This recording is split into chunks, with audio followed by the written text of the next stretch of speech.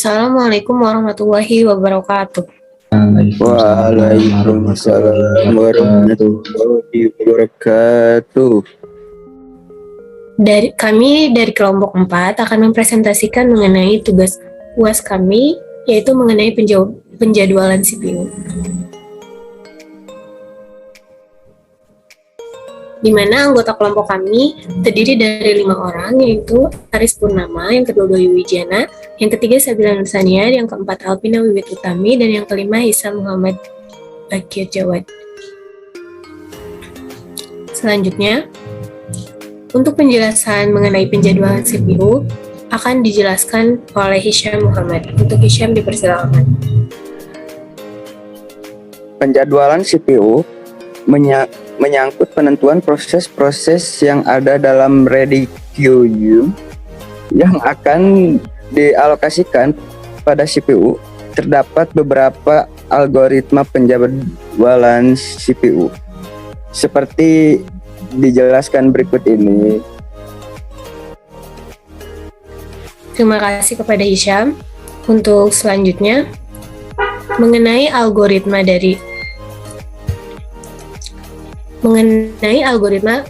first come first served atau sering kita sebut dengan FIFO akan dijelaskan oleh Aris Purnama. Untuk Aris Purnama dipersilakan. Untuk first come first served scheduling atau PCPS atau bisa disebut juga FIFO, yaitu first in first out.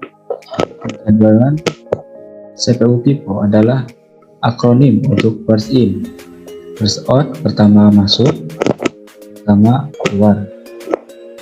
Sebuah abstraksi yang berhubungan dengan cara mengatur dan memanipulasi data relatif terhadap proses dan waktu.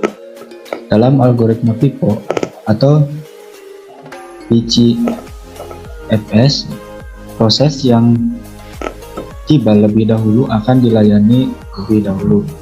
Jika terdapat proses tiba pada waktu yang sama, maka pelayanan mereka dilaksanakan secara urutan mereka dalam antrian. Proses di antrian belakang harus menunggu sampai semua proses di depannya selesai.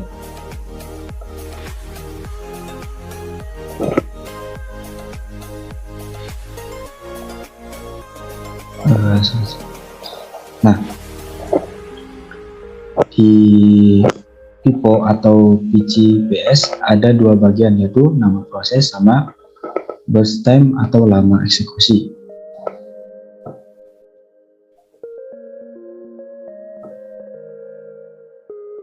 Proses yang selanjutnya itu proses eksekusi program FIFO. Setelah nama proses dan burst time-nya diinputkan, saatnya program eksekusi inputan tersebut. Proses eksekusinya seperti gambar berikut ini, yaitu 0, P1, 24, 27, sama 30.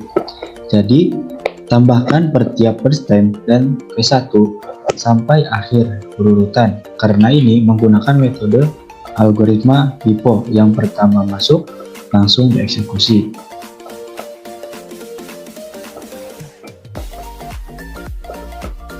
Output program FIFO atau AWT, singkatan dari Average Waiting Time.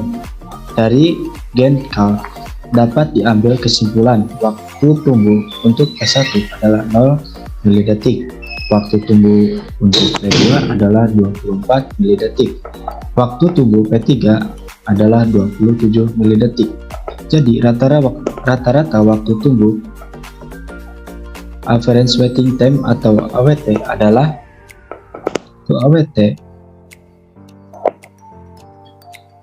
waiting time 1 ditambah waiting time 2, waiting time 3 sama 4 dan 5. Terus dibagi oleh berapa data yang tadi kita inputkan.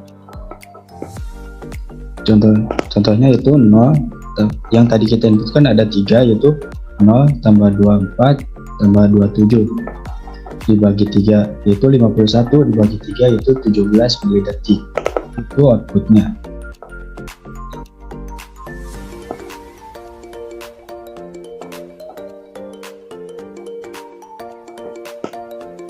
Output program PIPO atau TAT, turnaround time. Turnaround time, waktu penyelesaian, dilihat dari gen cardnya. P1 adalah 24, P2 27, dan P3 30. Maka rata-rata turnaround time adalah turnaround time sama dengan 24 tambah 27 tambah 30 dibagi 3. Itu dibagi 3 karena data yang kita masukkan ada 3 data. 81 itu dari penjumlahan yang di atas, itu 24 tambah 27 tambah 30 itu 81 dibagi 3 menjadi 27 milidetik. Ini adalah outputnya dari TAT.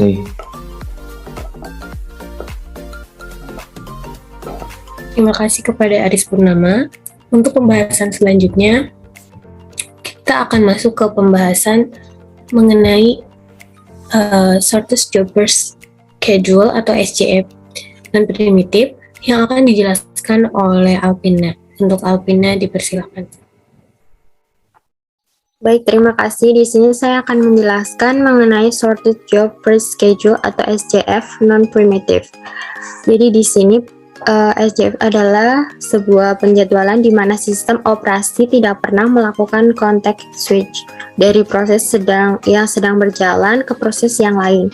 Algoritma SJF ini memungkinkan setiap proses memiliki burst time atau waktu pengerjaan terkecil yang akan dikerjakan terlebih dahulu. Hal ini akan mengakibatkan waiting time yang pendek untuk setiap proses dan otomatis waiting time rata-ratanya juga menjadi pendek pula, sehingga dapat dikatakan bahwa algoritma ini adalah algoritma yang optimal.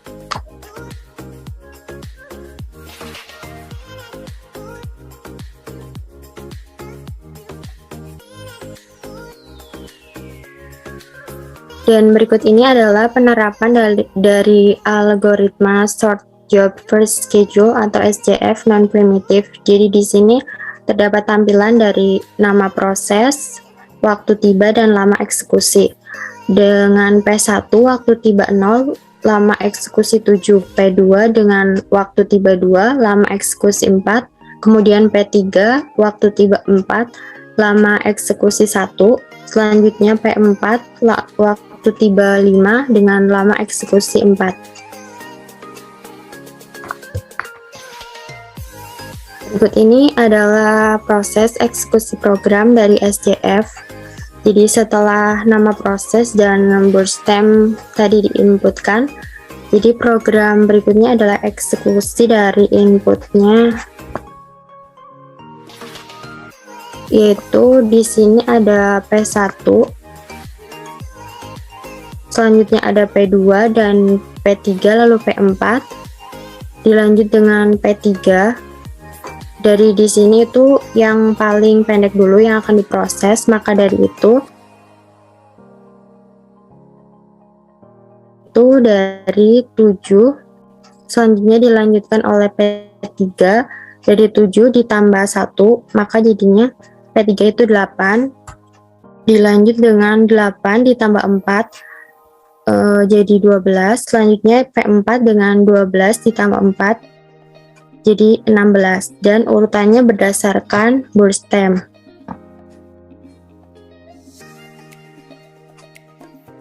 Selanjutnya output dari program SJF yang pertama itu dari AWT atau average waiting time. Dari Gantt chart dapat diambil kesimpulan bahwa P1 adalah 0, P2 waktu mulai dilayani dikurangi waktu tiba yaitu 8 dikurangi 2, jadi menghasilkan 6 milidetik. Berikutnya P3 waktu mulai dilayani dikurangi waktu tiba yaitu 7 dikurangi 4 sehingga menghasilkan 3 milidetik.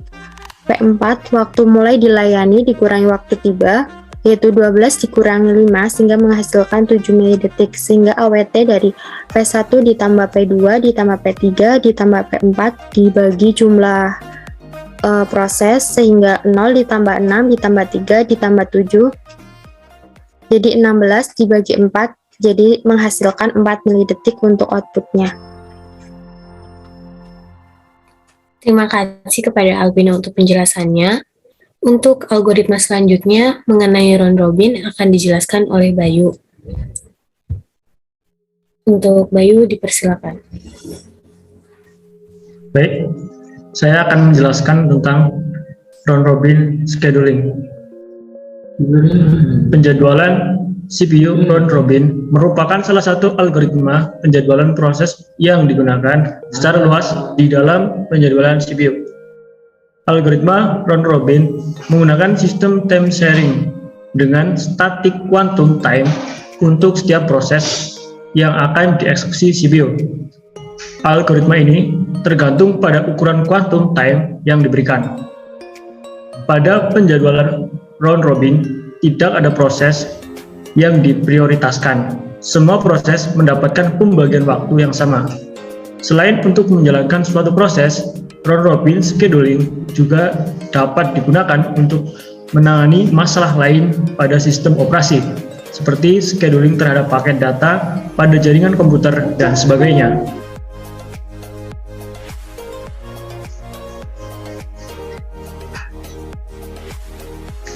Berikut penerapan algoritma round robin scheduling.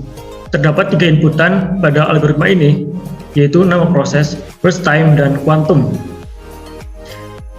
Dalam tabel ini terdapat 3 proses 1, proses 2, dan proses 3, dengan burst time dan quantum yang telah ditentukan.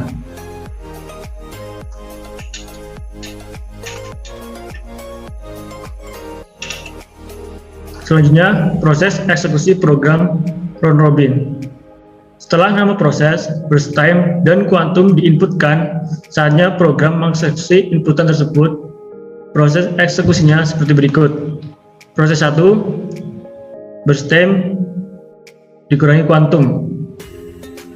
Burst time-nya tadi 24 dikurangi quantumnya 4 sama dengan 20, jadi sisanya 20. Jadi rumusnya burst time dikurangi quantum untuk masing-masing proses. Kemudian setelah proses 3 itu ada proses 1 lagi, namun ini proses 1 yang kedua. Jadi jika proses 1 yang di atas sisanya masih bisa dikurangi kuantum, maka akan dieksekusi.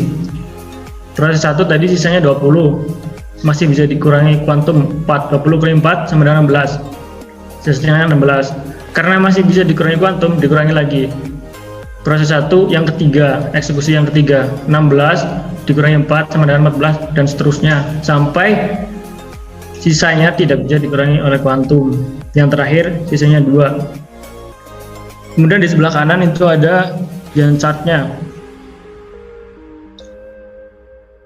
Gantt chart-nya dari hasil eksekusi yang nanti akan ditarik kesimpulan di tabel hasil AWT-nya.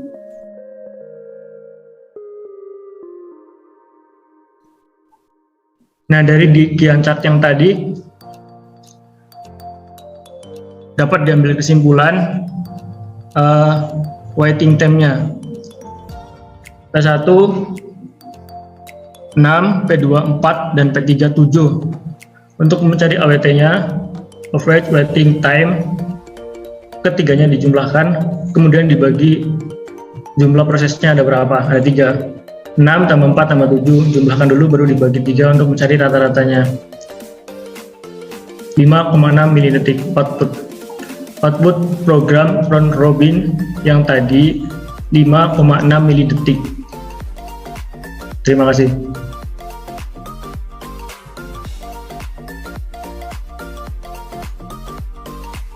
Terima kasih untuk rekan-rekan semua atas penjelasannya. Karena presentasi pada PowerPoint kali ini telah habis dan telah selesai, maka selanjutnya kami akan mempresentasikan aplikasi yang telah kami buat. Untuk itu, apa? Dan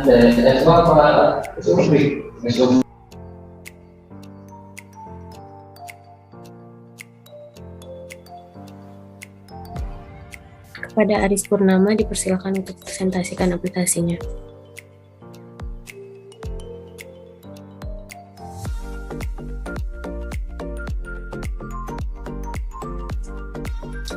Ini untuk aplikasi yang telah kelompok kami buat.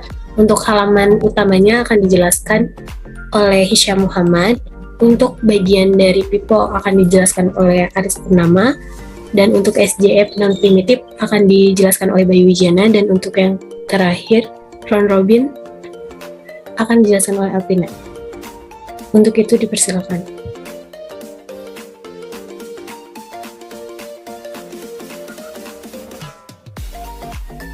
Di halaman utama ini ada dua opsi menu, ada pCPU, ada operasi file. Kita masuk ke pCPU. Di dalam pCPU ada FIFO, ada SJF non primitive, ada round robin dan exit. Kita masuk ke dalam pipo.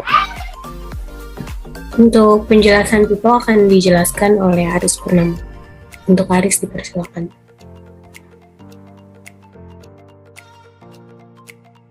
Untuk di yang tampilan pipo itu first proses server algoritma yaitu pipo. Di sini kita harus menginputkan dua inputan. Yang pertama itu inputan proses dan yang kedua itu inputan first time. Nah, untuk inputan proses kita bisa menamainya apa yang kita mau. Bisa kita langsung P1 maupun P1. Nah, P1 di sini saya karena kenapa saya pakai P1 itu karena proses 1. Nah, terus inputnya burst time-nya yaitu yang pertama ada 24. Nah, setelah itu kita bisa menyimpannya. Nah, sini P1 sudah masuk ya ke tabel proses sama burst time, terus masuk ke P1, masuk juga ke can card yang waktu tunggunya yaitu 0. Nah, terus kita juga bisa menginputkannya kembali yaitu dengan P2 yang artinya proses kedua itu dengan burst time-nya yaitu 3. Bisa kita simpan. Nah, untuk proses 2 yang burst time-nya 3, waktu tunggunya yaitu 24. Terus ada proses ketiga yaitu P3 dengan burst time-nya 1. Bisa kita simpan. Nah, karena saya cuma memakai untuk contoh yaitu 3 data. Yang pertama yaitu P yang waktu tunggu yang pertama yaitu 0, kedua itu 24, dan P yang ketiga itu 27. Nah, untuk menghitung AWT kita bisa mengklik ke tombol AWT. Nah,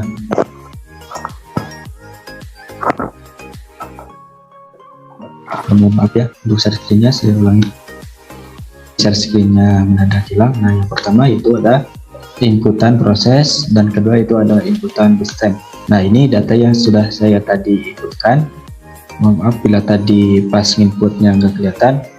Nah, di sini juga ada waktu tunggu yaitu waktu tunggu proses 1 itu 0, proses 2 itu 24, dan proses 3 itu 27. Nah, untuk melihat hasil AWT dan THT atau waiting time sama waktu ininya, kita bisa mengklik tombol AWT di sebelah atas yaitu di bawah tombol simpan. Karena di sini ini adalah hasil AWT-nya itu 17 dan hasil THT-nya yaitu 26,3333. Ikut ini. Nah, inilah pengaplikasian CPU yang menggunakan algoritma FIFO. Mungkin segitu ya yang bisa saya jelaskan. Mohon maaf bila ada kekurangan dalam aplikasi ini. Saya serahkan lagi ke moderator. Oke, terima kasih untuk Aris Purnama. Selanjutnya lanjut ke pembahasan SJF non primitif yang akan dijelaskan oleh Alvina Wiwit. Untuk Alvina Wiwit dipersilakan.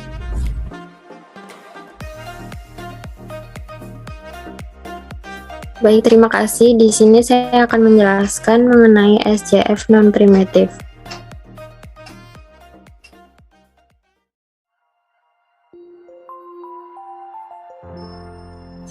Mohon maaf untuk share screen-nya, Aris.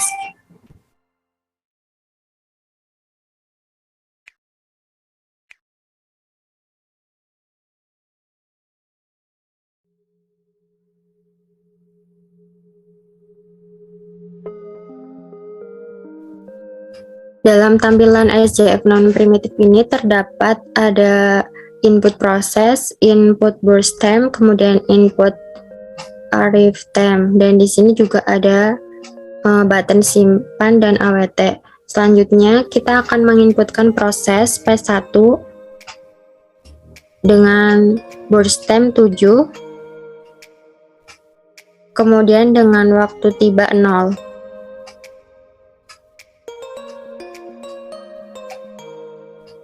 Selanjutnya P2 dengan burst time 4, waktu tiba 2.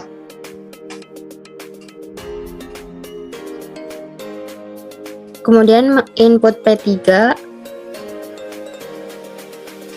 dengan burst time 1, kemudian waktu tiba 4.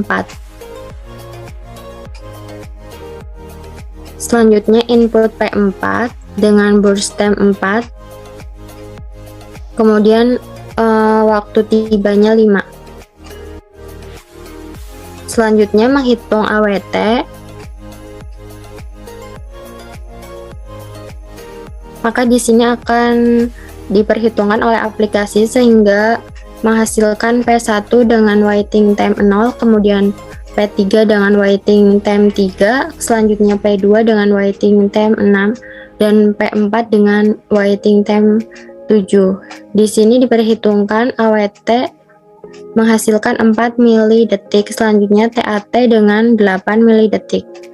Dan ini merupakan pengaplikasian dari penjelasan yang sebelumnya telah dipaparkan. Terima kasih.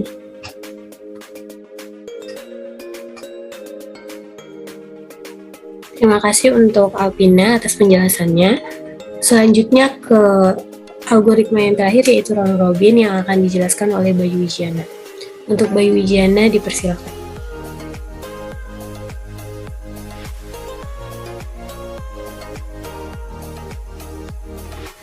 Baik, di sini saya akan mencoba pengaplikasian algoritma round robin pada aplikasi kami.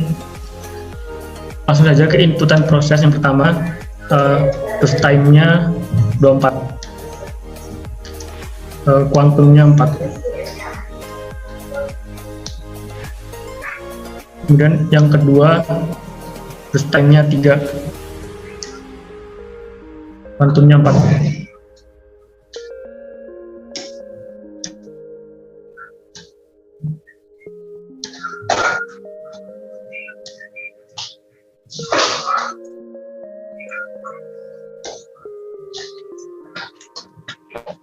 Kemudian ketiga, burst time-nya 3.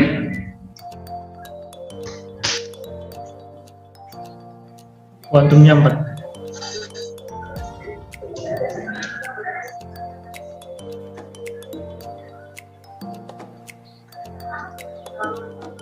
Dan 3 proses.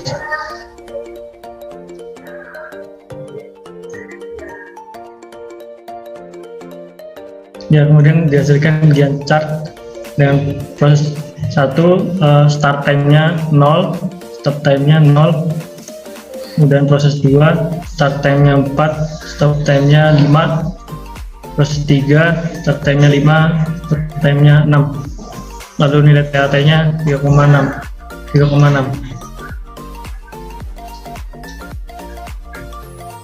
kasih. Terima kasih untuk Bayu Wijiana. Dan untuk menu terakhir yaitu exit, di mana ketika tombol exit itu diklik, maka akan otomatis keluar dari program.